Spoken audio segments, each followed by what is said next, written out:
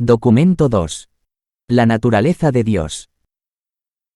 Dado que el concepto más alto posible de Dios que tiene el hombre está comprendido dentro de la idea y el ideal humano de una personalidad primaria e infinita, es permisible y puede resultar útil estudiar ciertas características de la naturaleza divina que constituyen el carácter de la deidad. La naturaleza de Dios se puede entender mejor mediante la revelación del Padre que Miguel de Nevadón expuso en sus múltiples enseñanzas y en su magnífica vida mortal en la carne. El hombre también puede comprender mejor la naturaleza divina si se considera a sí mismo como un hijo de Dios y contempla al Creador paradisiaco como su verdadero Padre espiritual. La naturaleza de Dios se puede estudiar en una revelación de ideas supremas, el carácter divino se puede concebir como una representación de ideales supernos, pero ¿dónde se puede encontrar la más esclarecedora y espiritualmente edificante de todas las revelaciones de la naturaleza divina? Es en la comprensión de la vida religiosa de Jesús de Nazaret, tanto antes como después de que lograra la plena conciencia de su divinidad. Si se toma la vida encarnada de Miguel como telón de fondo de la revelación de Dios al hombre, podemos intentar poner en símbolos verbales humanos ciertas ideas y ciertos ideales relativos a la naturaleza divina que podrían contribuir a esclarecer y unificar más el concepto humano de la naturaleza y el carácter de la personalidad del Padre universal. En todos nuestros esfuerzos por ampliar y espiritualizar el concepto humano de Dios, nos vemos enormemente obstaculizados por la capacidad limitada de la mente del mortal. También obstaculizan seriamente nuestra tarea tanto las limitaciones del lenguaje como la pobreza del material que se puede utilizar como ejemplo o comparación en nuestros esfuerzos por describir los valores divinos y presentar los significados espirituales a la mente finita y mortal del hombre. Todos nuestros esfuerzos por ampliar el concepto humano de Dios serían casi inútiles de no ser por el hecho de que la mente del mortal está habitada por el ajustador otorgado del Padre universal y permeada por el espíritu de la verdad del Hijo Creador. Contando así con la presencia de estos espíritus divinos en el corazón del hombre para que me asistan en la ampliación del concepto de Dios, procedo con alegría a cumplir mi mandato de intentar describir más a fondo la naturaleza de Dios a la mente del hombre. 1. La infinitud de Dios. En lo tocante al infinito, no podemos descubrirlo. Los pasos divinos no se conocen. Su entendimiento es infinito y su grandeza es inescrutable. La luz cegadora de la presencia del Padre es tal que para sus criaturas humildes parece que habita en densas tinieblas. No solo sus pensamientos y sus planes son inescrutables, sino que hace cosas grandes y maravillosas sin cuento. Dios es grande, no lo comprendemos ni se puede averiguar el número de sus años. Morará verdaderamente Dios en la tierra. Contemplad, ni el cielo, el universo, ni el cielo de los cielos, el universo de universos pueden contenerlo. Cuán inescrutables son sus juicios e indescifrables sus caminos. No hay más que un Dios, el Padre infinito, que es también un Creador fiel. El Creador divino es también el disponedor universal, la fuente y el destino de las almas. Él es el alma suprema, la mente primaria y el espíritu ilimitado de toda la creación. El gran controlador no comete errores. Resplandece en majestad y gloria. El Dios creador está totalmente desprovisto de miedo y de enemistad. Es inmortal, eterno, autoexistente, divino y munificente. Cuán puro y bello, cuán profundo e insondable es el ancestro superno de todas las cosas.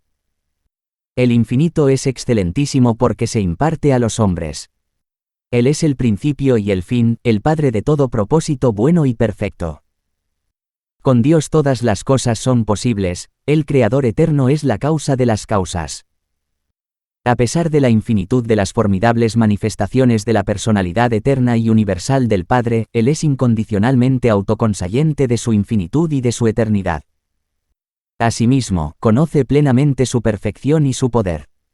Es el único ser del universo, aparte de sus seres divinos de igual rango, que experimenta una evaluación perfecta, adecuada y completa de sí mismo. El Padre satisface constante e indefectiblemente las diferencias de la demanda por Él, según va cambiando esta demanda cada cierto tiempo en distintas secciones de su universo maestro. El gran Dios se conoce y se comprende a sí mismo, es infinitamente consciente de todos sus atributos primarios de perfección. Dios no es un accidente cósmico ni un experimentador de universos. Los soberanos de los universos pueden emprender aventuras, los padres de las constelaciones pueden experimentar, los cabezas de los sistemas pueden practicar, pero el Padre Universal ve el final desde el principio. Su plan divino y su propósito eterno abarcan y comprenden de hecho todos los experimentos y todas las aventuras de todos sus subordinados en todos los mundos, sistemas y constelaciones de todos los universos de sus vastos dominios. Nada es nuevo para Dios y ningún acontecimiento cósmico se produce nunca por sorpresa. Él habita el círculo de la eternidad. Sus días no tienen principio ni fin. Para Dios no hay pasado, presente ni futuro, todo el tiempo es presente en cualquier momento dado. Punto. Él es el gran y único yo soy. El Padre Universal es, absolutamente y sin restricciones, infinito en todos sus atributos, y este hecho, en y por sí mismo, lo aísla automáticamente de toda comunicación personal directa, con los seres materiales finitos y con otras inteligencias humildes creadas. Todo esto hace necesaria la siguiente ordenación de disposiciones para establecer contacto y comunicación con sus múltiples criaturas. Primero, en las personalidades de los hijos de Dios del paraíso quienes, aunque perfectos en divinidad, comparten también con frecuencia la naturaleza de la misma carne y hueso de las razas planetarias haciéndose uno de vosotros y uno con vosotros.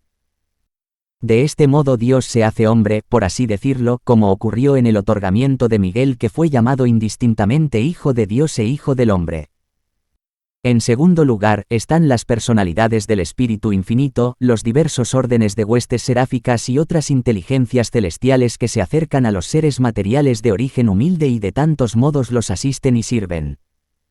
Y en tercer lugar están los monitores de misterio impersonales, los ajustadores del pensamiento, el don real del mismo gran Dios, que son enviados para morar en el interior de seres humanos como los de Urantia, enviados sin anunciarse y sin explicación. Descienden desde las alturas de la gloria en una profusión sin fin, para agraciar y habitar las mentes humildes de aquellos mortales que poseen la capacidad de tener conciencia de Dios o el potencial para ello. De estas y muchas otras maneras, de maneras desconocidas para vosotros que escapan por completo a la comprensión finita, el Padre del Paraíso desciende amorosa y voluntariamente, y además modifica, diluye y atenúa su infinitud para poder acercarse a la mente finita de sus hijos criaturas. Así, a través de una serie de distribuciones de personalidad cada vez menos absolutas, al Padre Infinito le es posible disfrutar de un contacto estrecho con las diversas inteligencias de los muchos dominios de su extenso universo.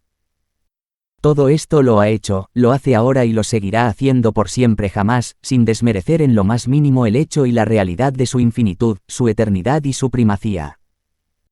Y estas cosas son absolutamente ciertas, a pesar de la dificultad de entenderlas, del misterio que las envuelve o de la imposibilidad de que sean plenamente comprendidas por criaturas como las que moran en Urantia. Puesto que el primer Padre es infinito en sus planes y eterno en sus propósitos, es inherentemente imposible para cualquier ser finito llegar a captar o comprender jamás en su plenitud estos planes y propósitos divinos. El hombre mortal puede vislumbrar los propósitos del Padre solo de vez en cuando, aquí y allá, cuando se revelan en relación con el desarrollo del plan de ascensión de la criatura, en sus niveles sucesivos de progresión en el universo. Aunque el hombre no puede abarcar el significado de la infinitud, es totalmente seguro que el Padre Infinito comprende plenamente y acepta amorosamente toda la finitud de todos sus hijos en todos los universos. El Padre comparte la divinidad y la eternidad con un gran número de los más altos seres del paraíso, pero nos preguntamos si la infinitud y la consiguiente primacía universal las comparte plenamente con otros que no sean sus asociados de igual rango de la Trinidad del paraíso. La infinitud de la personalidad debe abarcar necesariamente toda finitud de la personalidad. De ahí la verdad literal, de la enseñanza que declara que en él vivimos y nos movemos y tenemos nuestro ser. Ese fragmento de la deidad pura del Padre Universal que mora en el interior del hombre mortal, es una parte de la infinitud de la primera gran fuente y centro, el Padre de Padres. 2. La perfección eterna del Padre. Incluso vuestros antiguos profetas entendieron la eterna naturaleza circular, sin principio ni fin, del Padre Universal. Dios está literal y eternamente presente en su universo de universos. Habita el momento presente con toda su majestad absoluta y toda su grandeza eterna. El Padre tiene vida en sí mismo, y esta vida es vida eterna. A lo largo de todas las edades eternas ha sido el Padre quien da a todos vida. Hay una perfección infinita en la integridad divina. Yo soy el Señor, yo no cambio. Nuestro conocimiento del universo de universos desvela no solo que Él es el Padre de las luces, sino también que en su conducción de los asuntos interplanetarios no hay variabilidad ni sombra de cambio. Él declara el fin desde el principio. Dice, mi intención perdurará, haré todo lo que me complazca de acuerdo con el propósito eterno que me propuse en mi Hijo. Así, los planes y los propósitos de la primera fuente y centro son como el mismo, eternos, perfectos e inalterables para siempre. En los mandatos del Padre hay compleción irrevocable y repleción perfecta. Todo lo que Dios haga será para siempre, nada se le puede añadir ni quitar. El Padre Universal no se arrepiente de sus propósitos originales de sabiduría y perfección. Sus planes son firmes, su intención inmutable y sus actos son divinos e infalibles. 1000 años a sus ojos son como el ayer cuando ha pasado y como una vigilia en la noche. La perfección de la divinidad y la magnitud de la eternidad están para siempre, más allá de la captación plena de la mente circunscrita del hombre mortal. En la ejecución de su propósito eterno puede parecer que las reacciones de un Dios inalterable varían a tenor de la actitud cambiante y las mentes volubles de sus inteligencias creadas, es decir, pueden variar de forma aparente y superficial. Pero debajo de la superficie y bajo todas las manifestaciones externas sigue estando presente el propósito inalterable, el plan perpetuo, del Dios eterno. Fuera, en los universos, la perfección tiene que ser necesariamente un término relativo, pero en el universo central y especialmente en el paraíso, la perfección no está diluida. En ciertas fases es incluso absoluta. Las manifestaciones de la Trinidad varían la exteriorización de la perfección divina pero no la atenúan. La perfección primaria de Dios no consiste en una supuesta rectitud sino en la perfección inherente de la bondad de su naturaleza divina. Él es final, completo y perfecto. No hay nada que falte en la belleza y perfección de su carácter recto. Y todo el plan de existencias vivas de los mundos del espacio se centra en el propósito divino de elevar a todas las criaturas con voluntad, al alto destino de la experiencia de compartir la perfección paradisíaca del Padre. Dios no es ni egocéntrico ni autosuficiente, no cesa nunca de otorgarse a todas las criaturas autoconscientes del vasto universo de universos.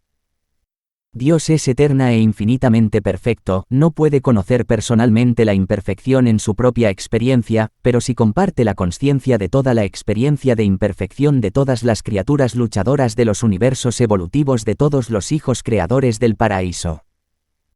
El toque personal y liberador del Dios de perfección cubre con su sombra el corazón y encircuita la naturaleza de todas las criaturas mortales que han ascendido al nivel de discernimiento moral del universo. De esta manera, así como a través de los contactos de la presencia divina, el Padre Universal participa de hecho en la experiencia, con la inmadurez y la imperfección de la trayectoria evolutiva de todos los seres mortales de todo el universo. Las limitaciones humanas, el mal potencial, no son parte de la naturaleza divina. Pero la experiencia mortal con el mal y todas las relaciones del hombre con el mal son, con toda certeza, una parte de la autorrealización en constante expansión de Dios en los hijos del tiempo, esas criaturas de responsabilidad moral creadas o hechas evolucionar por cada hijo creador que sale del paraíso. 3. Justicia y rectitud. Dios es recto y por lo tanto es justo. El Señor es recto en todos sus caminos. No sin causa he hecho todo lo que he hecho, dice el Señor. Los juicios del Señor son totalmente verdaderos y rectos. La justicia del Padre Universal no puede estar influida por las acciones y las actuaciones de sus criaturas, pues no hay iniquidad en el Señor nuestro Dios, ni acepción de personas, ni aceptación de ofrendas. Cuán vano es hacer apelaciones pueriles a un Dios semejante para que modifique sus inalterables decretos de forma que podamos evitar las justas consecuencias del funcionamiento de sus sabias leyes naturales y de sus rectos mandatos espirituales. No os engañéis, no es posible mofarse de Dios, pues fuere lo que un hombre siembre, eso recogerá. Pero es verdad que, incluso en la justa recolección de una cosecha de maldades, la justicia divina está siempre atemperada por la misericordia.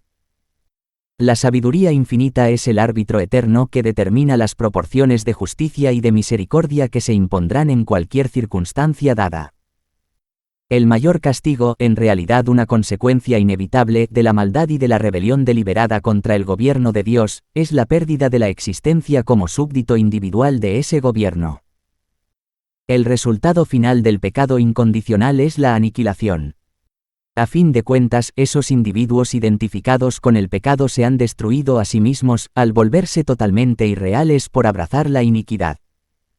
Sin embargo, la desaparición factual de tales criaturas se retrasa siempre, hasta que el orden establecido de justicia vigente en ese universo haya sido plenamente acatado.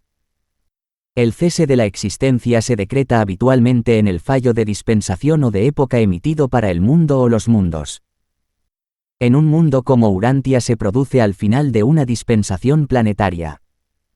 El cese de la existencia se puede decretar en tales momentos por la acción paritaria de todos los tribunales con jurisdicción que van desde el Consejo Planetario, pasando por las Cortes del Hijo Creador, hasta los tribunales de enjuiciamiento de los ancianos de los días.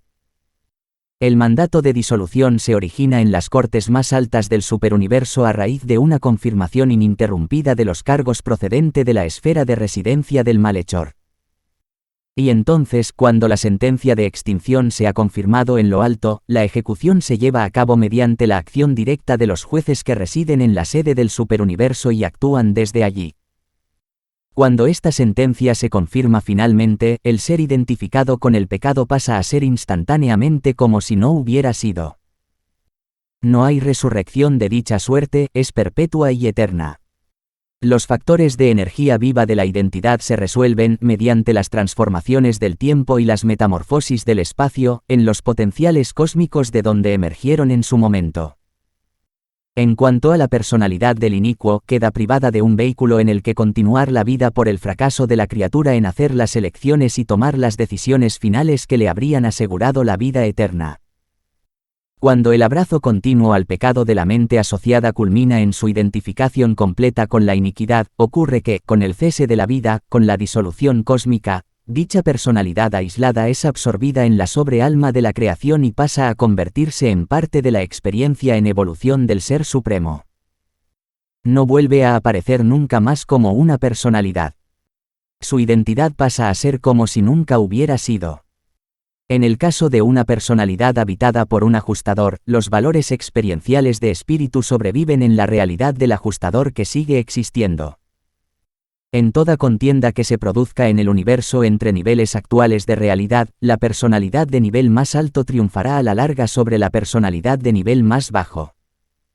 Este resultado inevitable de las controversias del universo es inherente al hecho de que la divinidad de la cualidad es igual al grado de realidad o actualidad de cualquier criatura con voluntad.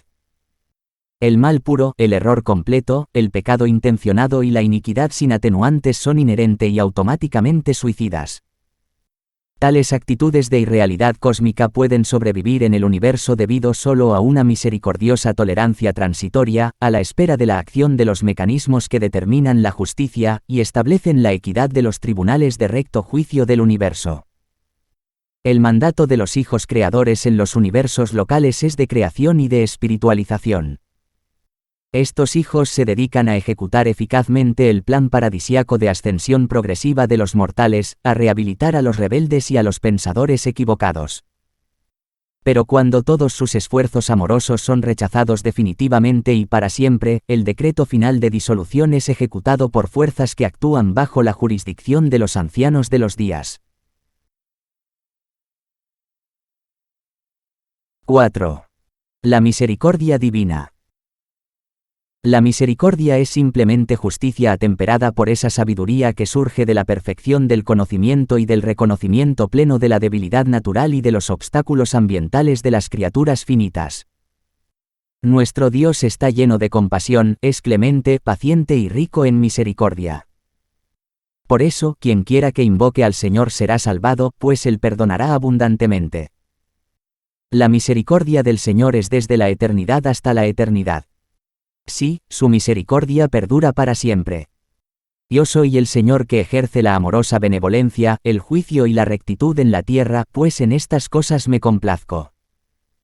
Ni aflijo voluntariamente ni apeno a los hijos de los hombres, pues soy el Padre de las misericordias y el Dios de todo consuelo. Dios es inherentemente amable, naturalmente compasivo y sempiternamente misericordioso. Y no es necesario ejercer influencia alguna sobre el Padre para suscitar su amorosa benevolencia. La necesidad de la criatura es totalmente suficiente para asegurar el flujo pleno de las tiernas misericordias del Padre y de su gracia salvadora. Puesto que Dios lo conoce todo acerca de sus hijos, es fácil para él perdonar. Cuanto mejor entienda el hombre a su prójimo, tanto más fácil le será perdonarlo e incluso amarlo. Solo el discernimiento de la sabiduría infinita permite a un Dios recto ministrar al mismo tiempo justicia y misericordia en cualquier situación dada del universo. El Padre Celestial no se debate nunca entre actitudes contradictorias hacia sus hijos del universo. Dios nunca es víctima de conflictos de actitud. Su conocimiento de todas las cosas dirige infaliblemente su libre albedrío a elegir un comportamiento en el universo que satisface perfecta, igual y simultáneamente las exigencias de todos sus atributos divinos y las cualidades infinitas de su naturaleza eterna. La misericordia es el fruto natural e inevitable de la bondad y el amor. La naturaleza bondadosa de un Padre amoroso no podría negar en modo alguno el sabio ministerio de misericordia a todos y cada uno de los miembros de todos los grupos de sus hijos del universo. La unión de la justicia eterna y la misericordia divina constituye lo que en la experiencia humana se llamaría equidad. La misericordia divina representa una técnica equitativa de ajuste entre los niveles de perfección y de imperfección del universo. La misericordia es la justicia de la supremacía adaptada a las situaciones de lo finito en evolución. Es la rectitud de la eternidad modificada para satisfacer los más altos intereses y el bienestar de los hijos del tiempo en el universo. La misericordia no es una contravención de la justicia, sino más bien una interpretación comprensiva de las demandas de la justicia suprema tal como se aplica equitativamente a los seres espirituales de menor rango y a las criaturas materiales de los universos en evolución. La misericordia es la justicia de la Trinidad del paraíso sabia y amorosamente enviada a las múltiples inteligencias de las creaciones del tiempo y el espacio, tal como es formulada por la sabiduría divina y determinada por la mente que todo lo sabe, y el libre albedrío soberano del Padre Universal, y de todos sus creadores asociados. 5. El amor de Dios. Dios es amor. Por lo tanto, su única actitud personal hacia los asuntos del universo es siempre una reacción de afecto divino. El Padre nos ama lo suficiente como para otorgarnos su vida. Hace que su sol salga sobre malos y buenos y envía la lluvia a justos e injustos.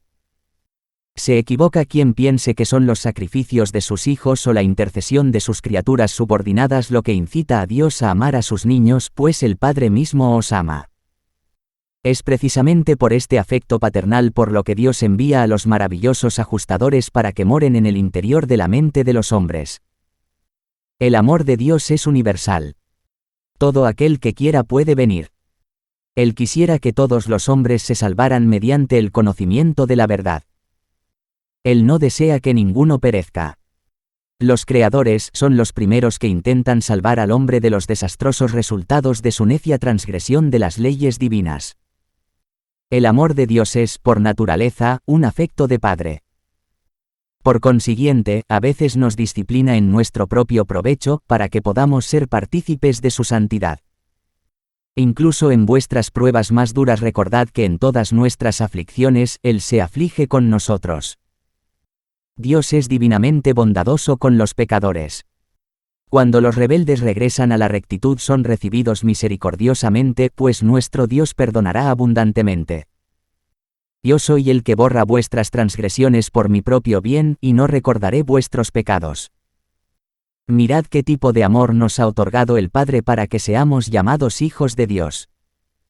En definitiva, la mayor prueba de la bondad de Dios, y la razón suprema para amarlo es el don del Padre que mora en tu interior, el ajustador que tan pacientemente aguarda la hora en que ambos os hagáis eternamente uno. Aunque buscando no puedes encontrar a Dios, si te sometes a la dirección del Espíritu que mora en tu interior serás guiado infaliblemente, paso a paso, vida a vida, de universo en universo, y de edad en edad, hasta que te encuentres finalmente en presencia de la personalidad paradisiaca del Padre Universal. Qué gran sinrazón es no adorar a Dios porque las limitaciones de la naturaleza humana y los impedimentos de haber sido creados materiales os impiden verlo. Entre vosotros y Dios hay una enorme distancia, espacio físico que atravesar. Existe igualmente un gran abismo de diferenciación espiritual que es necesario salvar. Pero a pesar de todo lo que os separa física y espiritualmente de la presencia personal y paradisiaca de Dios, deteneos a ponderar el hecho solemne de que Dios vive dentro de vosotros. Él, a su propia manera, ya ha salvado el abismo. Ha enviado algo de sí mismo, su Espíritu, para que viva en vosotros y comparta vuestros esfuerzos en vuestra carrera eterna en el universo. Se me hace fácil y agradable adorar a alguien que es tan grande y al mismo tiempo está dedicado con tanto afecto al ministerio de elevar a sus criaturas humildes. Amo naturalmente a alguien que es tan poderoso como creador y controlador de lo creado y sin embargo tan perfecto en bondad y tan fiel en la amorosa benevolencia que nos cubre constantemente con su sombra.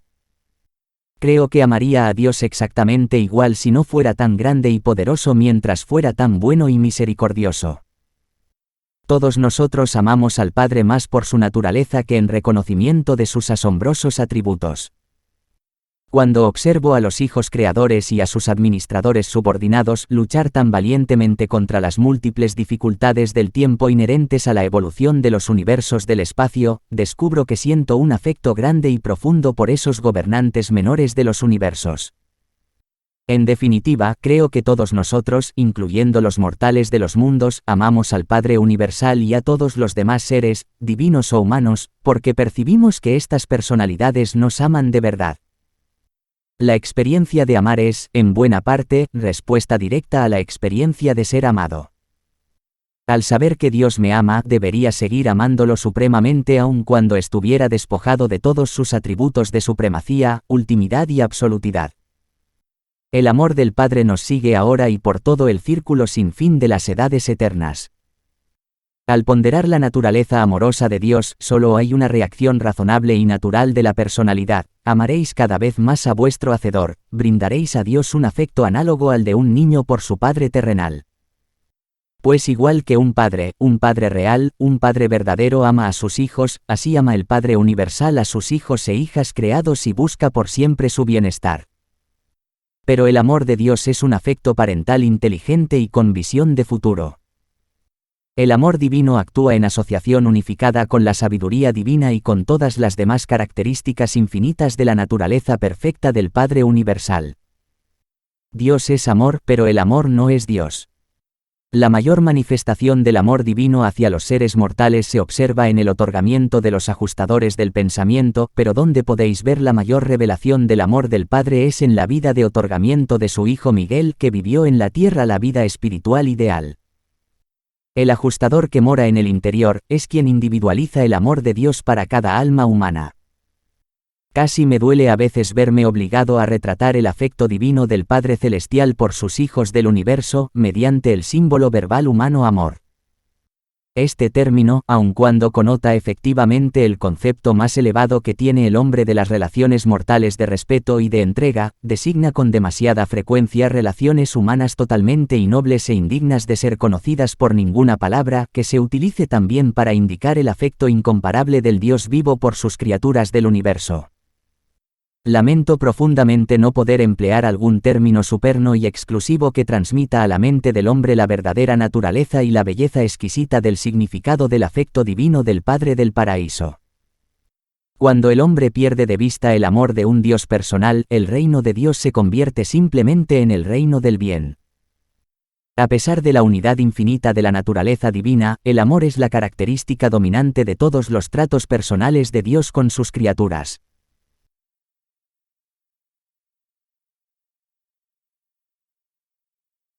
6. La bondad de Dios. En el universo físico podemos ver la belleza divina, en el mundo intelectual podemos percibir la verdad eterna, pero la bondad de Dios se encuentra solo en el mundo espiritual de la experiencia religiosa personal.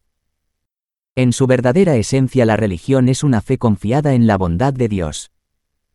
En filosofía, Dios puede ser grande y absoluto, incluso de algún modo inteligente y personal, pero en religión, Dios debe ser también moral, debe ser bueno. El hombre podría temer a un Dios grande, pero solo puede amar a un Dios bueno y confiar en él. Esta bondad de Dios es parte de la personalidad de Dios y su plena revelación aparece solo en la experiencia religiosa personal de los hijos creyentes de Dios. La religión implica que el supramundo que tiene naturaleza de espíritu es consciente de las necesidades fundamentales del mundo humano y responde a ellas. La religión evolutiva puede llegar a ser ética, pero solo la religión revelada llega a ser verdadera y espiritualmente moral.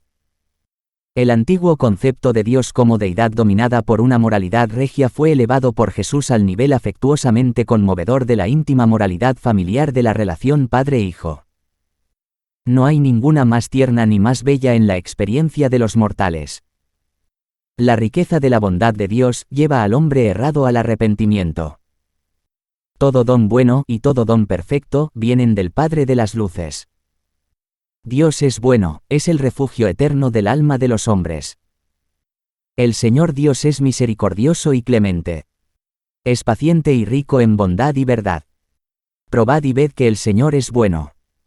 Bendito el hombre que confía en él. El Señor es clemente y lleno de compasión. Él es el Dios de salvación. Sana al desconsolado y venda las heridas del alma. Es el benefactor todopoderoso del hombre.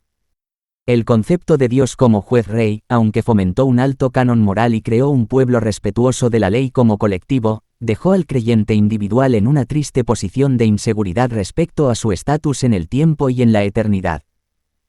Los profetas hebreos posteriores proclamaron que Dios era un padre para Israel. Jesús reveló a Dios como el Padre de cada ser humano. Todo el concepto que tiene el mortal de Dios está iluminado trascendentalmente por la vida de Jesús. La generosidad es inherente al amor parental. Dios ama no a la manera de un padre, sino como Padre. Él es el Padre del paraíso de todas las personalidades del universo. La rectitud implica que Dios es la fuente de la ley moral del universo. La verdad pone de manifiesto a Dios como revelador, como maestro. Pero el amor da y ansía afecto, busca una camaradería comprensiva como la que existe entre padre e hijo. El pensamiento divino puede ser rectitud, pero la actitud de un padre es amor. La suposición errónea de que la rectitud de Dios era irreconciliable con el amor desinteresado del Padre Celestial presuponía ausencia de unidad en la naturaleza de la deidad y condujo directamente a la elaboración de la doctrina de la expiación, que es una afrenta filosófica tanto a la unidad de Dios como a su libre albedrío. El afectuoso Padre Celestial, cuyo espíritu habita en el interior de sus hijos de la tierra, no es una personalidad dividida, una de justicia y otra de misericordia, ni se requiere un mediador para conseguir el favor o el perdón del Padre. La rectitud divina no está dominada por una estricta justicia punitiva.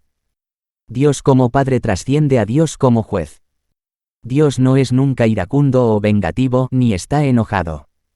Es verdad que la sabiduría refrena a menudo su amor y que la justicia condiciona su misericordia rechazada. Su amor por la rectitud no puede evitar mostrarse como un odio igual por el pecado. El Padre no es una personalidad inconsecuente, la unidad divina es perfecta. En la Trinidad del Paraíso hay unidad absoluta a pesar de las identidades eternas de los iguales en rango a Dios. Dios ama al pecador y odia el pecado, tal afirmación es cierta filosóficamente, pero Dios es una personalidad trascendente y las personas solo pueden amar y odiar a otras personas. El pecado no es una persona. Dios ama al pecador porque el pecador es una realidad de personalidad potencialmente eterna. En cambio, Dios no adopta ninguna actitud personal hacia el pecado porque el pecado no es una realidad espiritual, no es personal y, por lo tanto, solo la justicia de Dios tiene conocimiento de su existencia. El amor de Dios salva al pecador, la ley de Dios destruye el pecado. Esta actitud de la naturaleza divina podría cambiar si al final el pecador se identificara completamente con el pecado, al igual que la misma mente del mortal puede también identificarse plenamente con el ajustador espíritu que mora en su interior. Dicho mortal identificado con el pecado se volvería entonces totalmente no espiritual en su naturaleza y por lo tanto personalmente irreal y experimentaría la extinción final del ser. La irrealidad, incluso la incompleción de la naturaleza de las criaturas, no puede existir para siempre en un universo progresivamente real y crecientemente espiritual. Frente al mundo de la personalidad, se descubre que Dios es una persona amorosa, frente al mundo espiritual es un amor personal, en la experiencia religiosa es ambas cosas. El amor identifica la disposición volitiva de Dios. La bondad de Dios descansa en el fondo del libre albedrío divino, la tendencia universal a amar, mostrar misericordia, manifestar paciencia y ministrar perdón. 7. La verdad y la belleza divina. Todo conocimiento finito y toda comprensión por parte de las criaturas son relativos. La información y los datos, incluso los procedentes de fuentes elevadas, solo son relativamente completos, localmente exactos y personalmente verdaderos. Los hechos físicos son bastante uniformes, pero la verdad es un factor vivo y flexible en la filosofía del universo. Las comunicaciones de las personalidades en evolución solo son parcialmente sabias y relativamente verídicas, ya que su certeza solo puede llegar hasta los límites de la experiencia personal de dichas personalidades. Lo que puede parecer totalmente cierto en un lugar puede ser solo relativamente cierto en otro segmento de la creación.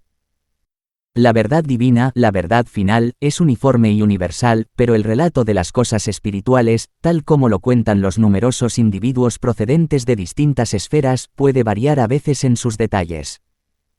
Esto se debe a la relatividad ya mencionada, tanto de la compleción del conocimiento y de la repleción de la experiencia personal, como de la duración y extensión de esa experiencia. Es cierto que las leyes y decretos, los pensamientos y actitudes de la primera gran fuente y centro son eterna, infinita y universalmente ciertos, pero al mismo tiempo su aplicación y ajuste a cada universo, sistema, mundo e inteligencia creada está en consonancia con los planes y las técnicas de los hijos creadores.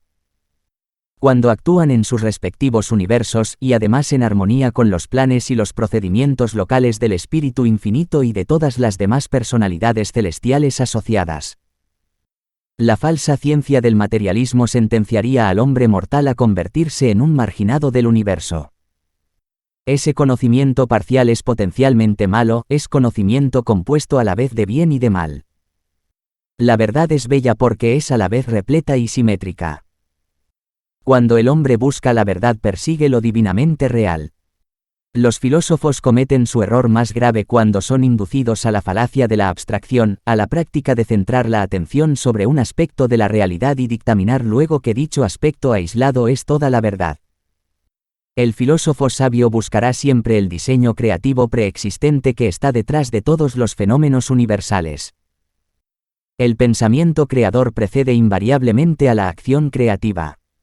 La autoconsciencia intelectual puede descubrir la belleza de la verdad, su cualidad espiritual, no solo por la coherencia filosófica de sus conceptos, sino más certera y seguramente por la respuesta infalible del espíritu de la verdad omnipresente.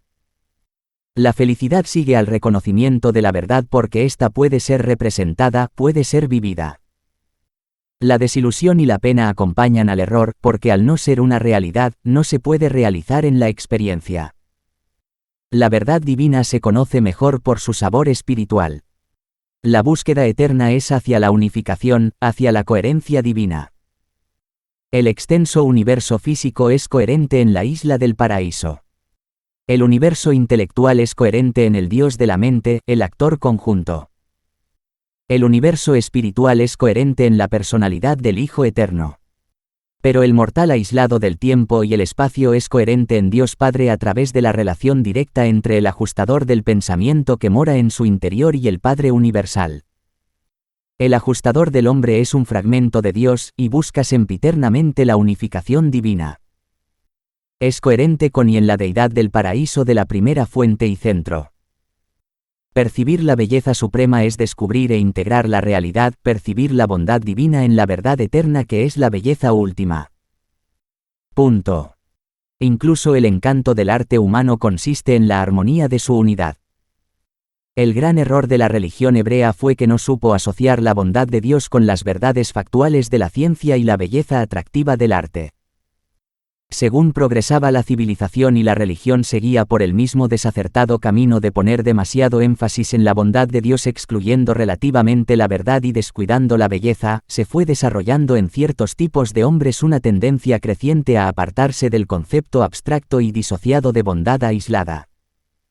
La moralidad exagerada y aislada de la religión moderna que no consigue retener la devoción y la lealtad de muchos hombres del siglo XX, se rehabilitaría si además de sus mandatos morales, diera la misma consideración a las verdades de la ciencia, de la filosofía y de la experiencia espiritual, así como a las bellezas de la creación física, al atractivo del arte intelectual y a la grandeza de lograr un carácter auténtico. El desafío religioso de esta edad va dirigido a aquellos hombres y mujeres con visión interior espiritual y capacidad de mirar al futuro que se atrevan a construir una filosofía del vivir nueva y atractiva a partir de los conceptos modernos de verdad cósmica, belleza universal y bondad divina ampliados y perfectamente integrados. Tal visión nueva y recta de la moralidad atraerá todo lo que es bueno en la mente del hombre y desafiará a lo que hay de mejor en el alma humana. La verdad, la belleza y la bondad son realidades divinas, y a medida que el hombre asciende la escala del vivir espiritual, estas cualidades supremas del Eterno se coordinan y unifican cada vez más en Dios que es amor. Toda verdad, material, filosófica o espiritual, es a la vez bella y buena. Toda belleza real, arte material o simetría espiritual, es a la vez verdadera y buena. Toda bondad auténtica, ya sea moralidad personal, equidad social o ministerio divino, es igualmente verdadera y bella. La salud, la cordura y la felicidad son integraciones de la verdad, la belleza y la bondad tal como se combinan en la experiencia humana. Esos niveles del vivir eficiente se alcanzan mediante la unificación de los sistemas de energía, los sistemas de ideas y los sistemas de espíritu. La verdad es coherente, la belleza atractiva, la bondad estabilizadora. Y cuando estos valores de lo que es real se coordinan en la experiencia de la personalidad, el resultado es un alto tipo de amor condicionado por la sabiduría y caracterizado por la lealtad. El propósito real de toda educación en el universo es coordinar de la mejor manera a los hijos aislados de los mundos con las realidades más amplias de su experiencia en expansión. La realidad es finita en el nivel humano, infinita y eterna en los niveles más altos y divinos. Presentado por un consejero divino que actúa por la autoridad de los ancianos de los días de Ubersa.